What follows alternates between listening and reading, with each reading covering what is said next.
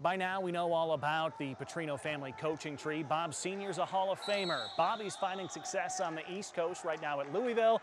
And of course, Paul here at the University of Idaho is your defending Sun Belt Conference Coach of the Year. But perhaps there's only one man that knows that trio of coaches better than anyone, a former Carroll College athlete himself in Kris Cinkovich. I played football at Spokane Falls Community College, which unfortunately they don't even do that anymore. It's really a sad deal because guys like me never would have gone to college, to be real frank. And then one day, Coach Petrino and his buddy Bob Benson were there and said, "This is what we do and this is what we'll give you. You're tough, think you might fit what we do." And I took a trip out there and I told my parents, I said, "This is cool. I kind of would like to go do this, kind of a no BS operation." And yeah, I loved playing there. Nearly 40 years have passed since Cinkovich first arrived in Helena. An offensive lineman for the Fighting Saints, the man known to friends and colleagues simply as Cink grew an early connection to the eldest Petrino.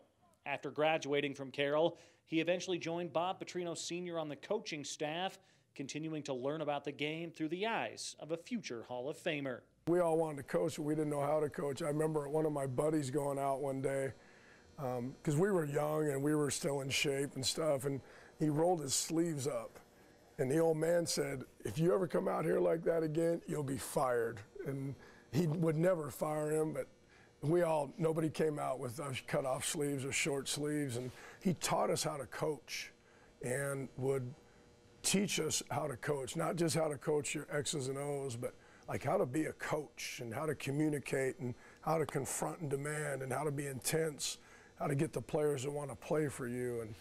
And that's what I vividly remember. And that was for those of us that worked for him and went out into business, it was really good. Like many in the Petrino coaching tree, Cinkovich quickly climbed the ranks in the coaching world. He eventually landed the head coaching job at Las Vegas High School, compiling a record of 79-24 with the Wildcats, leading the program to the 2001 Nevada State Championship, their first since 1959.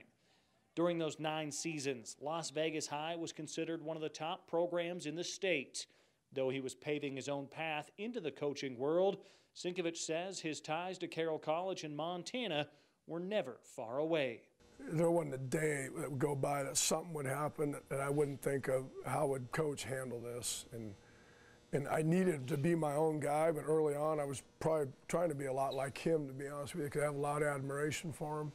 And then as you get older, you get the confidence to be you. But yeah, he had that much effect on me. I was like really trying to be him when I was younger. And that's great, but I'm not him. He's a unique man. And so when we find our way that he taught us, yeah, being part of his legacy is pretty cool. Despite the distance, Cinkovich kept in touch with his former head coach and boss, but his ties to the Petrino family didn't end with Bob Sr. I'm the only guy on the face of the earth that coached for all 3 Petrinos. I'm pretty proud of it, and it made me, I think, know what I know because of Coach Petrino Sr. at Carroll, and I worked with Bobby at Arkansas, and obviously Paul here. And yeah, he's a great guy to work for, man, because, you know, there's not a lot of gray area. And I personally, I like life that's not in the gray area. I coach the O-line. We don't operate in the gray area because we're a rules-driven organization. And no, I think he's done a great job here, just because it wasn't necessarily up and running real good when we got here. There was an APR problem academically that we attacked, and he's had a plan. It took us a little longer for it to kick than it did, and that's the way it goes, man. When it doesn't go your way, you either quit and pout or you roll your stuff up and get to work again. And we chose to keep working, and we're going to keep working. Call it the Bob Petrino Sr. effect. Paul Petrino also played and coached for his father at Carroll College. In fact, he was the star quarterback when Cinkovich was the assistant coach guiding the Saints' offensive line. Those days have bonded the duo. Petrino calls Cinkovich his right-hand man at the University of Idaho and gives his assistant head coach more responsibility than anyone. A great amount of respect and trust can be seen between Petrino and Cinkovich during the Vandals' practices, even games. It's a confidence Cinkovich says stems back to those early days in Helena at Carroll College. The Fighting Saints days were incredible, and you know, I met my wife there, and I'm happy about it. I don't know if she is, but I'm happy. Carroll's such a cool place, and Coach Van Diest, those guys have done a great job, and and guys come and have a good experience, and they may have that passion, and I think guys end up coaching. A cool memory for me is when we were playing in the Cotton Bowl in Jerry Jones Stadium in 2012 it would have been by then, and Coach Petrino, Sr., he's around a lot, but he doesn't like to come around. He doesn't want to distract or whatever it is, but he came into the locker room when we were in there, and I'm pretty sure there was like 6 guys in there that played for him that were coaching the 5th-ranked team in the country. Kevin Peoples was there. He's a Butte rat. He's a coach. Jason Veltkamp was a strength coach. Bobby Petrino was a head coach.